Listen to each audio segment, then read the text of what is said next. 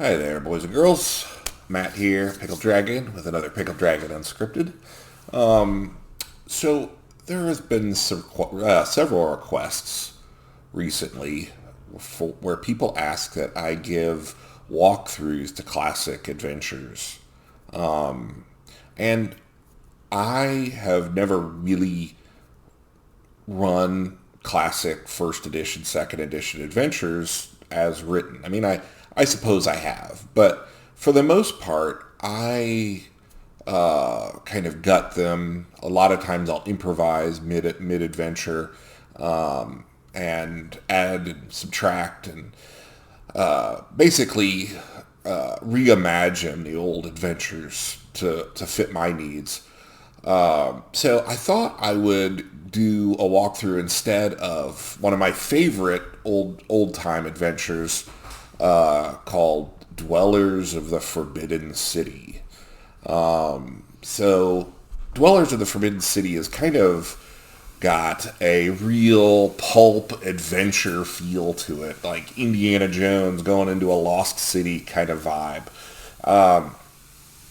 The adventure is absolutely just brimming with amazing ideas, but that's kind of where it stops. Or just they give you a lot of amazing ideas, and they give you a lot of framework, and there isn't a whole lot of substance underneath. Or the DM is expected to take these ideas and fill in kind of the enormous blanks, but the tools that the DM is given, I find to be pure gold. But I can see where another DM who likes to run adventures as written, or would like a bit more prompting, would feel really let down by the structure of the adventure. But you'll actually find, the more of these I do, you'll find that most of the early first edition modules have a lot of holes, and they take a lot of flack for that, actually. But for my style of DMing, I actually quite appreciate that. So without further ado, let's dig into Dwellers of the Forbidden City, and let's pickle it up a bit, because I truly enjoy this entire adventure arc when I run it for my players. And I recently did it maybe just a couple of years ago. So this is kind of my notes and how I laid it all out for my players, and actually multiple times for multiple groups. So, but if you're a DM, you're going to need to be ready. Be ready to fill in a lot of blanks, come up with a lot of NPC names. You'll need to actually name the Forbidden City. So unless you want to just call it the Ruined City over and over again, or the Forbidden City. You're going to need to come up with encounters. You're going to need to draw your own maps, or be ready to substitute other maps in. And in some cases, you're going to need to come up with a little bit more clever PC motivations to actually put them into the thick of things. Because a lot of what you'll find, the adventure hooks to be very old school and par for the course, save the caravan kind of thing. But the big thing is if you've got other adventures that you really like bits and pieces of, this is like the perfect place to take those blanks and just insert them. And you'll see how I did that with Dwellers. So Dwellers of the Forbidden City. Let's take a look at it, shall we? Yes. So the adventure is really a huge sandbox. And as such, the author of the adventure gives you a number of different backstories as to reasons why the party might want to go find and explore the Forbidden City. In my world, it was called Retharinth, an ancient city that was destroyed in a volcanic eruption. So, and you'll see why all that pertains in a bit. But So, as written, the adventure opens with the party learning of caravans going missing. Hordes of loot have been lost, and all manner of people are missing and unaccounted for.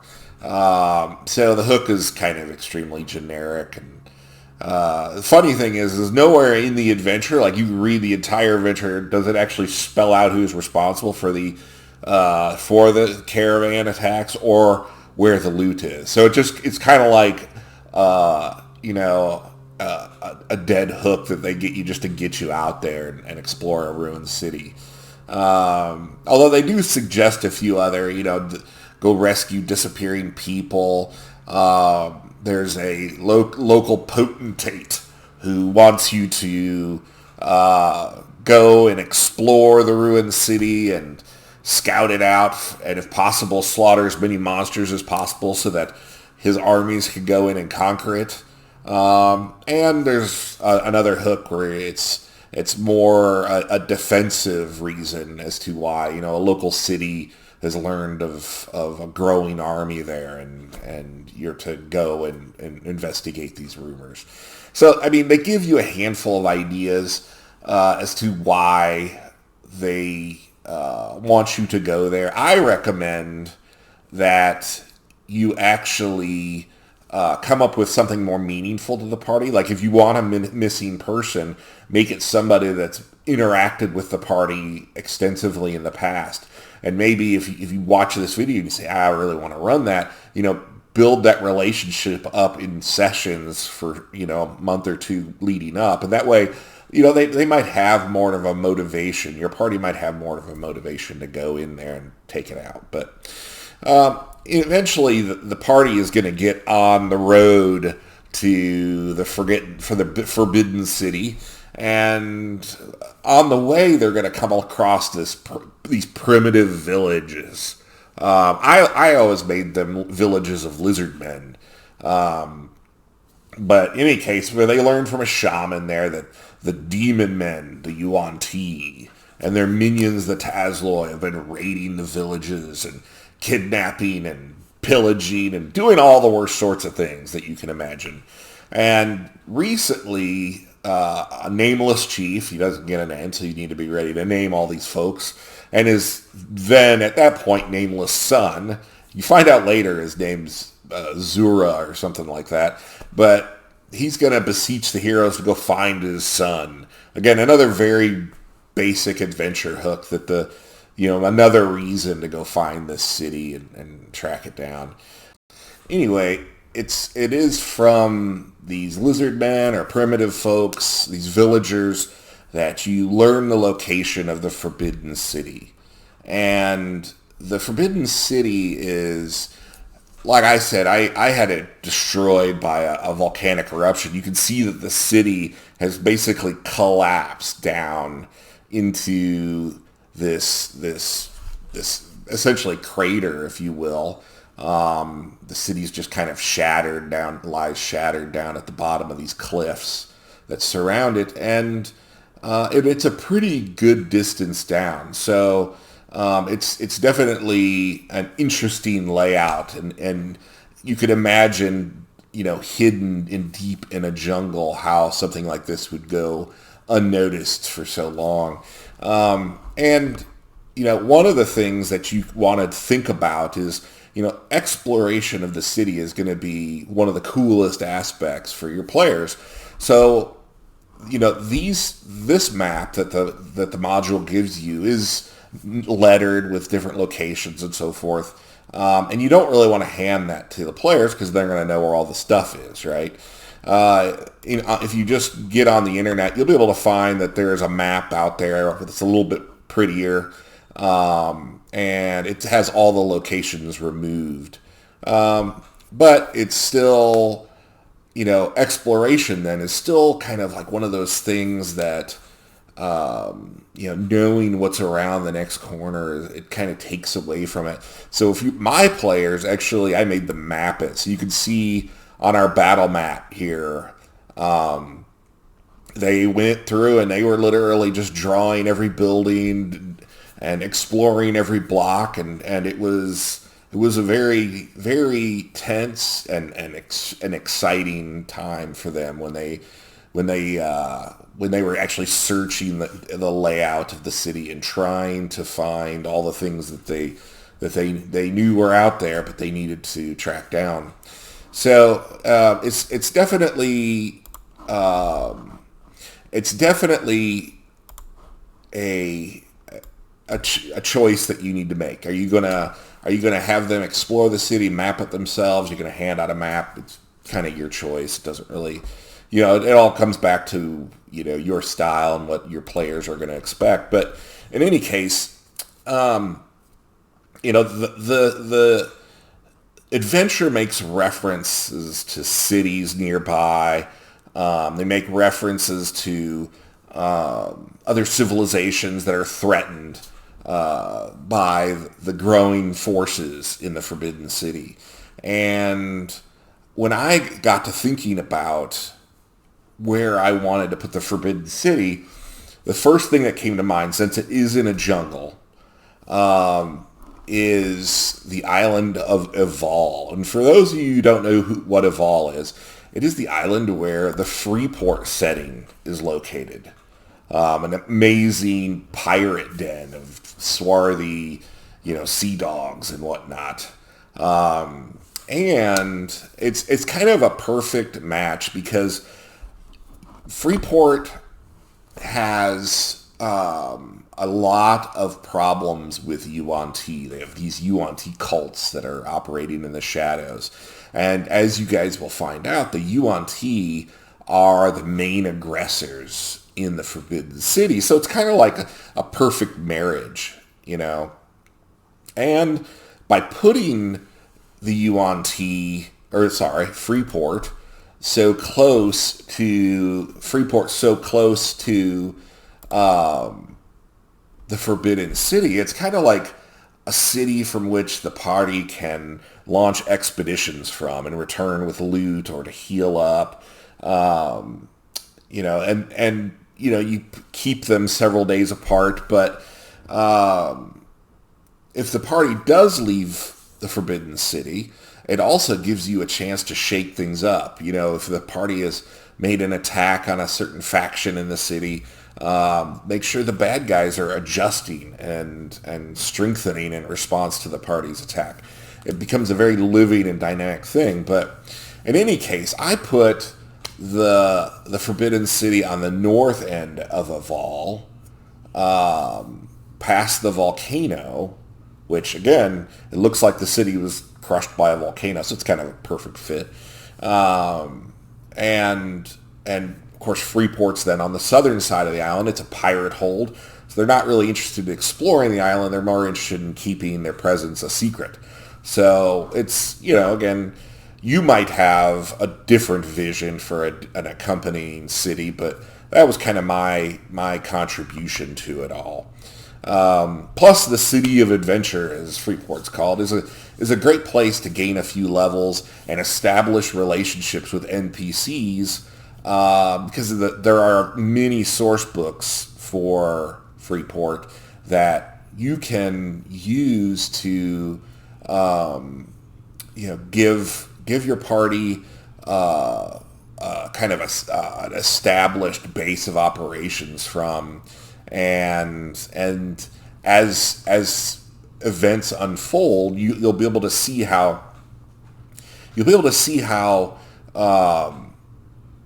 the threat from the Forbidden City would affect Freeport, and why they might send adventurers, or why adventurers might go to investigate it. So if you take a look at the map to the Forbidden City, there are basically 4 ways to get in. Kind of in the center of the city, on the southern edge, is a towering tree that reaches up above the cliffs. And the party can climb down there. They will, they'll have to kind of navigate broken and dry branches that might snap, and slipping and falling and whatnot. And there are Tazloi, which, if you don't know what the Tazloi are, they're basically little arboreal goblins, if you will. That's the best way I could describe them. And they serve the Uant, and they'll try to stop the party from safely navigating their way down to the bottom. And at that tree, I actually added a dryad who might be grateful for the party for driving out the Tazloy from her tree. And it gives them, that would give them kind of a safe place to go rest if they needed to. Area D, which is on the left side of the map, about in the middle, it's a switchback trail where you're going to find a bunch of Mongrel Men. But there are 2 underground paths that lead into the crater, as we'll just call it. There is Map A, which is an underground route that is my personal favorite. It's got a canoe ride with crocodiles that attack the canoes, and they're like rapids as they go down, which is terribly fun. There's also kind of a rickety Indiana Jones style rope bridge that Neanderthals are going to throw boulders down from above on, and the party has to find a way across safely. It's a lot of fun, a lot of exciting moments. There is kind of a puzzle trap room in there that's just completely out of place, and I always just took it out. You could put monsters in that room, but it just doesn't fit, in my opinion. But whatever. Map C, on the other hand, is the other underground route. I actually move its location to another spot in the Forbidden City, which I'll come back to later, and it'll become more clear as why. But Map C, it's a very tough road to hoe, because if they choose the wrong tunnel, there is an aboleth down there, and the aboleth actually plays a role in there. So I never really took it out, even though it was probably too tough of a fight for the party to manage. There are some pretty cool classic monsters down there. There's Zorn. There's carrion crawlers and piercers, the big stalactites that fall down and stab you and eat you.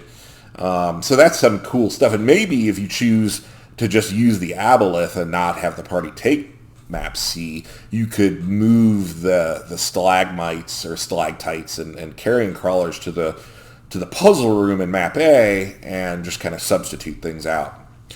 So inside the ruins, there are 5 different factions. And as I mentioned, the Uant are kind of the prime aggressors in the area. The adventure talks about how they want to rebuild their empire, starting with these ruins. And there's actually only a handful of Uant in the whole adventure, so to give them more of a presence, I took there's a 3rd edition module called Fortress of the Uant, and it's pretty self-contained, and I put it in location C11, you'll see on the map there, and I'll move the underground tunnel C, and I'll show you where that is in a bit, but I put the Fortress of the Uant there because I felt like it gives them more of a presence in the city, and it gives them, and again, the adventure's fairly self-contained, so it doesn't really derail the whole adventure, and it gives the Uant a base to operate out of, and a really nice dungeon style fortress for the party to storm and attack, and there's some tough fights in there, don't get me wrong, but there's some really cool stuff inside. It's and the sudden emergence of the Uant also gives all the other factions a reason to want to interact and possibly even ally with the party against the Uant. So I definitely think that the Uant needed much more substance in the adventure than what they were given the descriptions of what the author described. there are Mongrel Men, and you can see there on the map, that's where I moved Tunnel C11. And the reason I did that is because the Mongrel Men actually worship the Aboleth as a god. They revere the Aboleth, it says. And so it made a lot more sense for the Aboleth to actually be in a location near the Mongrel Men and not absolutely on the opposite side of the map from them, because there are offerings the Mongrel Men make and so forth. And it's kind of the Mongrel Men hook can be fun. When the party meets the Mongrel Men, they'll interact and they'll be kind and nice and whatnot. But eventually, out of nowhere, the goblin, the Mongrel Men chieftain is just going to challenge a party member to a fisticuffs brawl to the death. No weapons, no armor, no spells. We're just going to duke it out, and whoever wins is the new chieftain. And it just seems really weird and out of place, and so I never actually had them do it unless the party threatened the Aboleth, again, who they worship as a god. There's a elven mage named Aretheus, who is a survivor of a failed expedition that lives with the Mongrel Men. She's kind of a pain in the ass. She's constantly insulting those around her. She's arrogant. She mocks any decision that she deems to be, a poor decision. She will accompany the party if they agree to rescue her and get her out of the city, and that gives the party a little extra artillery if they need more arcane support, or if the DM just wants a few comic relief moments where if a party member screws up, she can say, nice one, nice job there.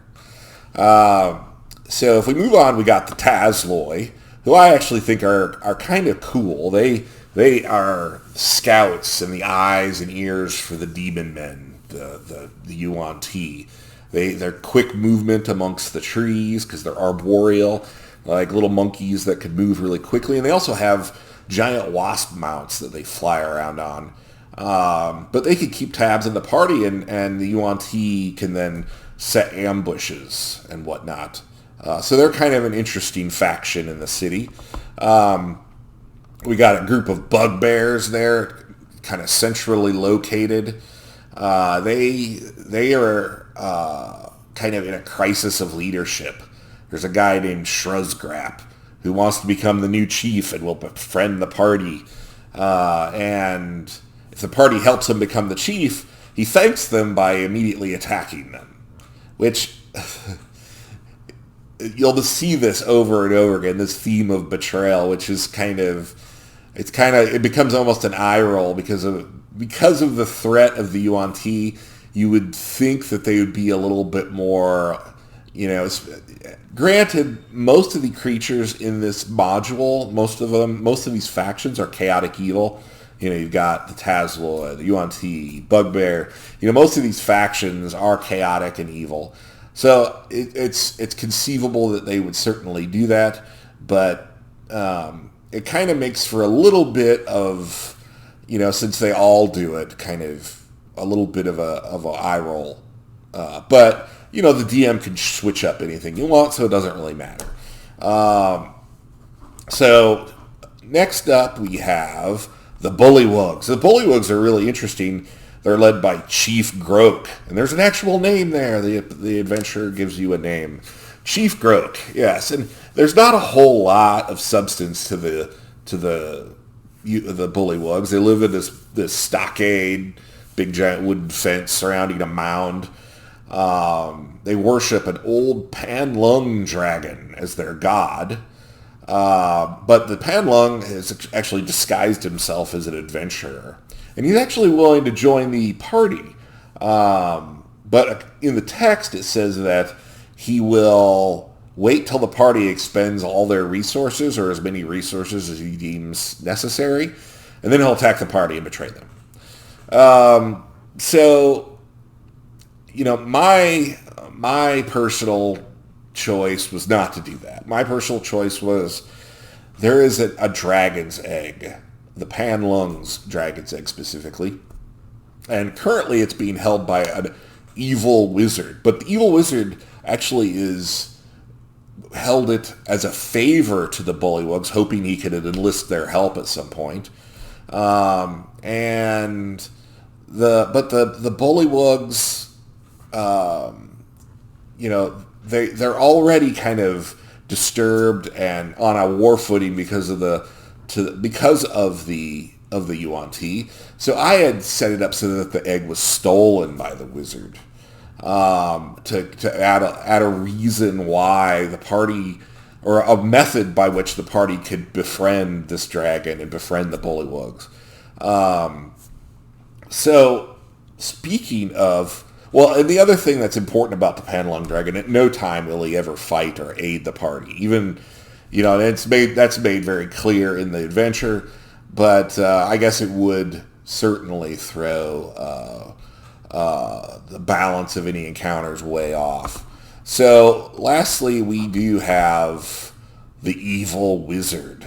And so there he is. He's got kind of a menagerie of beasties he collects in his compound. And again, it makes sense that he would have stolen the egg to add to his menagerie. So that's the theme I went with.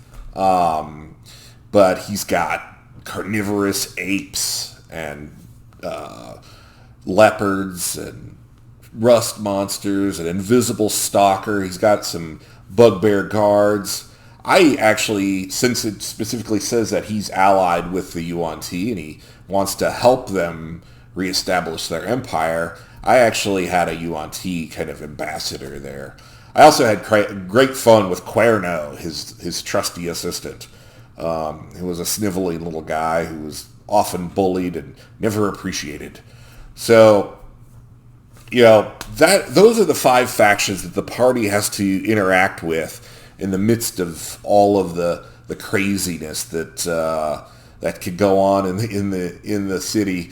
And again, the Mongrel Men, they're kind of on the weaker side, but they do have this aboleth in there that they have been worshiping.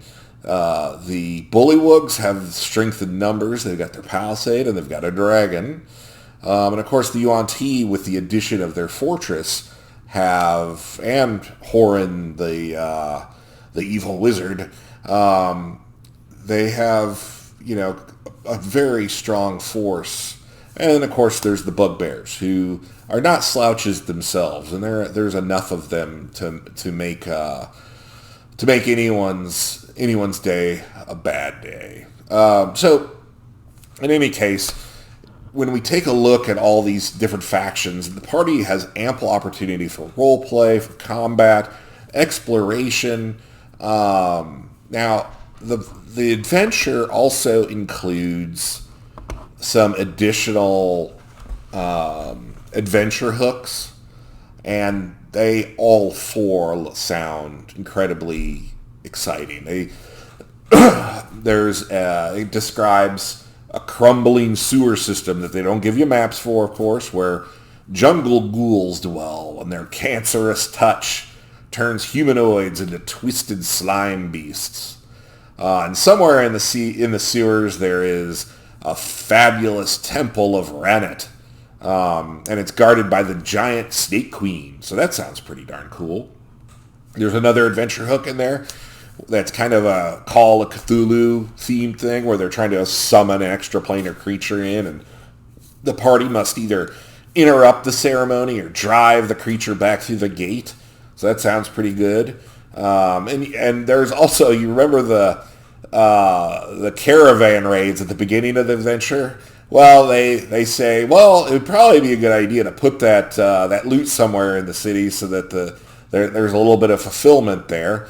And this is where using Freeport as a base of operations is like another reason that it's perfect fit, because the party also learns that there's a spy network that has allowed the raids to go on with almost impunity and great success. And they're led by were-rat agents that once these agents realize the party's on their trail, they frame the party for murder before they can break up the spy network. And the party then must kind of race against time to prove their innocence. And it's like a perfect Freeport hook, right? And that's actually all outside of the city, but that's one of the ideas they give you. And it's perfect for Freeport, you know.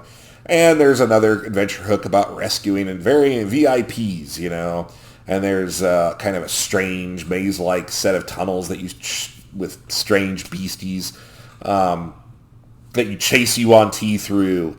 And eventually the party chases the Uant with their prisoners through a mist-shrouded tunnel. And the party finds themselves back in time before the city was ruined. And, you know, the party then has an opportunity to stop the catastrophe that destroyed it. So a time travel thing. It's all great. It's all great adventure hooks. All of these are fantastic. But there is no support whatsoever in the adventure to actually run any of these. It's almost as if the author had all of these aspirations for Dwellers of the Forbidden City, but no time to execute it, you know. So anyway, I feel like Freeport is just a logical and very clean fit for the Dwellers of the Forbidden City, and it adds to that huge sandbox pulp style adventure romp. And, you know, and not all DMs likes a sandbox. There are so many options open to players that, you know, the DM inevitably has to improvise quite a bit. And that's kind of my wheelhouse. That's one of the things I really enjoy doing. But that's not everybody's cup of tea, certainly. But what's great about these adventures when you start cobbling things together like that is that they can really inspire that improv to come out in somebody, because it's just dripping with fantastic ideas for the DM to fill in the gaps. But in any case, I hope you enjoy this, and if any of you ever have the opportunity to run it, let me know. I love to hear how it went for you. If there's any particular old school module you'd like to hear us give the pickled treatment to, let me know. I'd certainly give you my 2 cents on it. But until next time, come on back and have another round on us.